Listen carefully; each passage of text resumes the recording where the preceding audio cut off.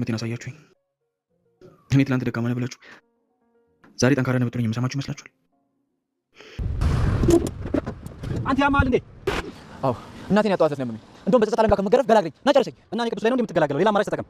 ወደ ሞቴ እየሄድኩ ነው። ቆረጥከኝ። ይሄን አየሁ።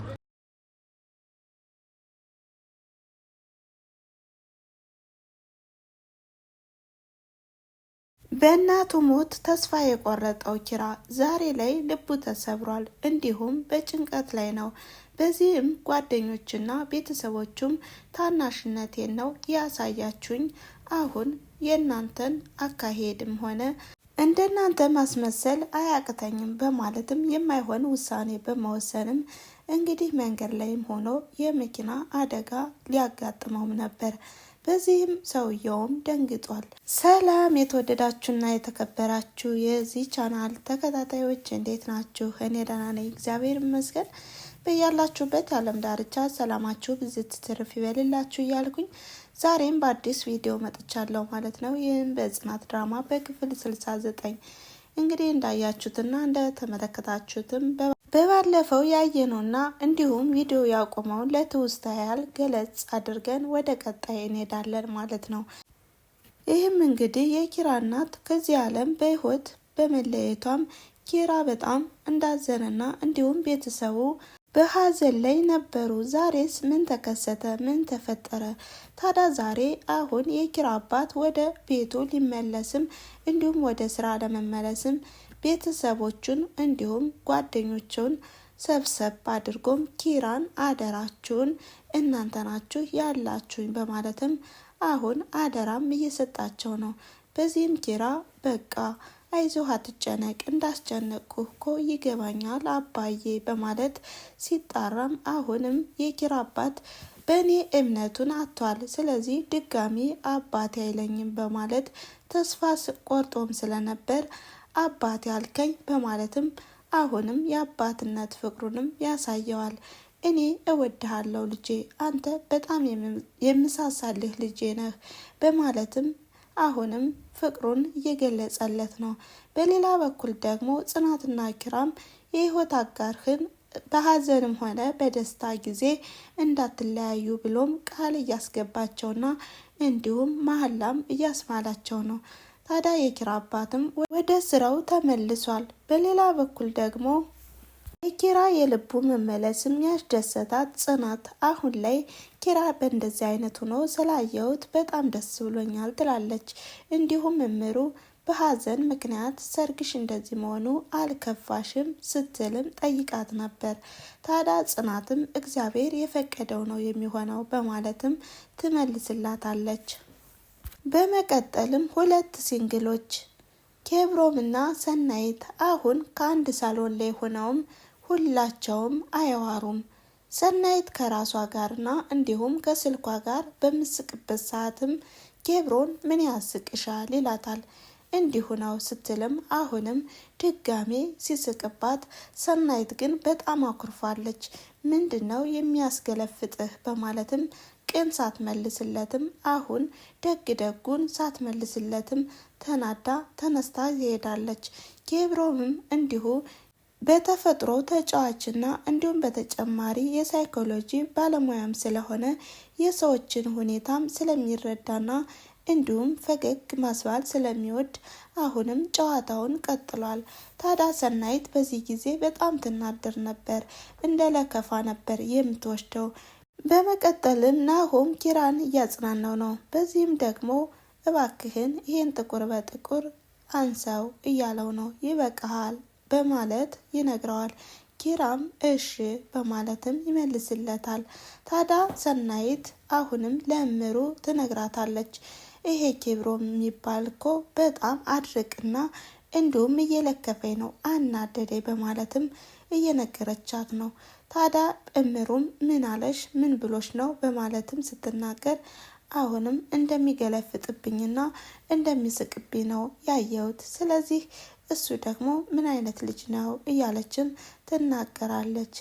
እምሩም በጣም እየሳቀችና እንዲሁም እያዳመጠች ሳለም ጽናት ትቀላቀላቸዋለች።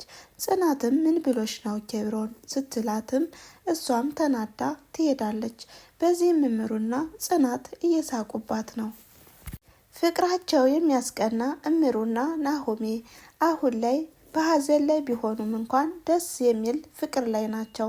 እንዲሁም ሰናይት በኬብሮም እንደተናደደችና እንዳኮረፈችም እምሩ ለናሆም ትናገራለች።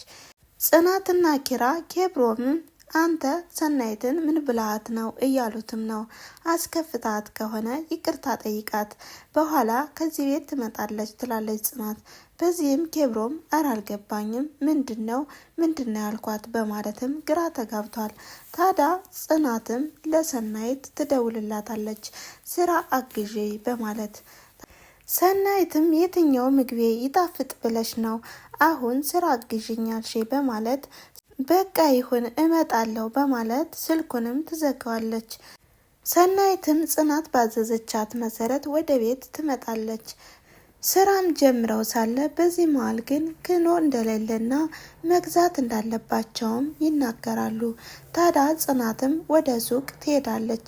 በዚህ መሀል ታዳ ኬብሮም ወደ ክችን በመምጣትም ሰናይትን ያናግራታል። ይሄ የወጥ ሽታ ከወዳ ይጣራል፣ ምን ብትጨምሪበት ነው በማለትም ጨዋታውን ይጀምራል።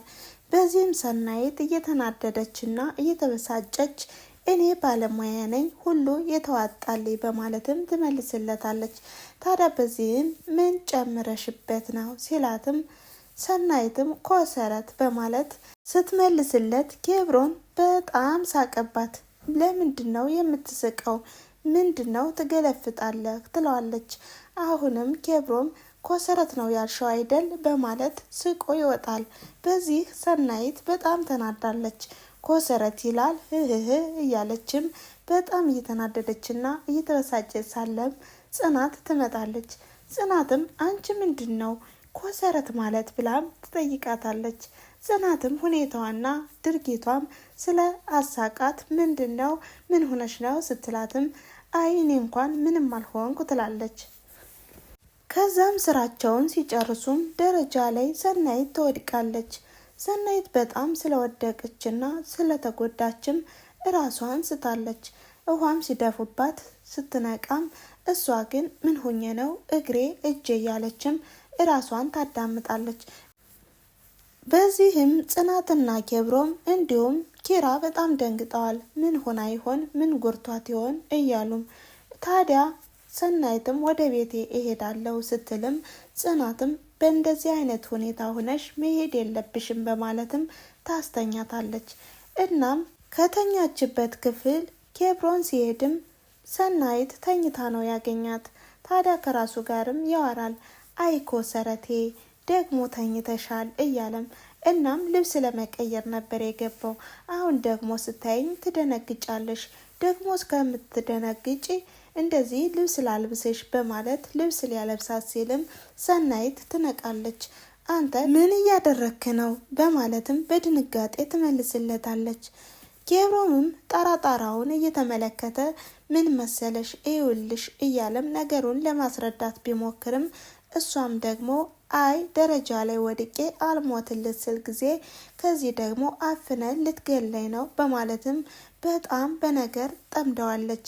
ታዲያ ኬብሮምም ይኸውልሽ አሁን ልብሴን ልቀይር ስል ሰናይት ተኝተሻል ብዬ እኮ ነው በማለት ለማረጋጋት ሲሞክርም እሷም ተናዳ ወደ ውጭ ለመሄድ ስትል ግን እያነከሰች ነበር። ታዲያ እኔም ልደግፍሽ በማለት ጠጋ ሲልም ሰናይት ግን ፍቃደኛ አልሆነችም። ክላለኝ ወደዛ በማለት ተናዳ ትወጣለች።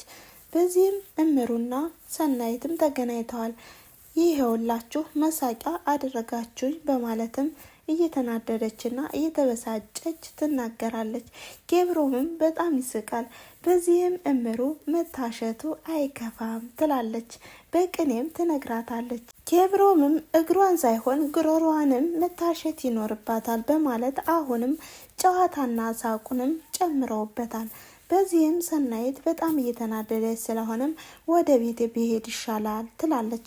ናሆሜ የለም ይሸኘ ነበር ስትልም ናሆም የለም ከእናቱ ቤት ሄዷል ትላለች እምሩ። እናም ጽናትም ደግሞ ስራዬን ልጨርስና እወስድሻለሁ እኔ ስትላትም አሁን ኬብሮን ካላስቸገርኩህ መውሰድ ይኖርብሃል ሸኛት ትለዋለች ጽናት። እናም ኬብሮም እንደውም አጋጣሚ ወደዛው ነው የሚሄድ በማለት ሲናገርም ሰናይት ግን ጭራሽ ከኬብሮም ጋር አልሄድም በማለት ዘራፍ እያለች ነው። በሌላ በኩል ደግሞ ኪራ አባቱም ደውሎ ስልክ እያዋራው ነው። እንዴት ነው ስራ አባቴ ደህና ነህ በማለትም ስልኩን አውርቶም ሲጨርስ ኪራ ግን በጭንቀትና እንዲሁም ተስፋ በመቁረጥ ላይም ስለሆነ በእጁ የያዘውን መድኃኒት እያፍተለተለም አሁንም እያሰበና እየተከዘ ነው። በዚህም ታናሽነቴን አሳያችሁኝ፣ አሁን እናንተ እያስመሰላችሁ የምትኖሩትን እኔም ማስመሰሉ አያቅተኝም አሳያችኋለሁ በማለትም እየዛተና እንዲሁም እያሰበ ነው። በመቀጠልም ቅዱስ ከመኪናው ውስጥ ሆኖም እያሰበና እየተከዘ ነው። አምላኬ ሆይ አሁንስ ዘመዶቼም ናፈቁኝ፣ ምን ላድርግ? ያቺ የምጣላት እህቴ እንኳን ትናፍቀኝ ጀመር። ሲነጋ ብቻዬን አረ መቼ ነው ፈጣሪ እያለም ፈጣሪን እያማረረና እንዲሁም ግደለኝና ወደ እነሱ መሄድ እፈልጋለሁ እያለም እየተጨነቀና እያዘነ ነው። ታዲያ በዚህም አሁንም በቃ ያኑኑ ቡና ልጠጣ እንጂ በማለትም መኪናውን ለማሽከርከር ሲጀምርም ተስፋ የቆረጠው ኪራም ከፊቱ ቆሞ አላስሄደው ይላል። በዚህም ቅዱስ በጣም ደንግጧል። አንተ ያመሃል ምን ሆነ ነው ሲለውም አሁንም ወደ ፈጣሪው መለስ ሲልና አምላኬ ሆይ እኔ ግደለኝ ስልህ ሰው ልታስገድለኝ ነው በማለትም አሁንም ወደ ፈጣሪ እየጠየቀ ነው።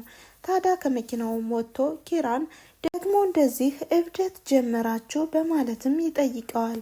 ኪራም አዎ የዛኔ እናቴን በሞት ያጣው ጊዜ ነው ያበድኩኝ በማለትም በምሬትና በሀዘንም ልፈርምልና ይኸው ጨርሰኝ ይለዋል።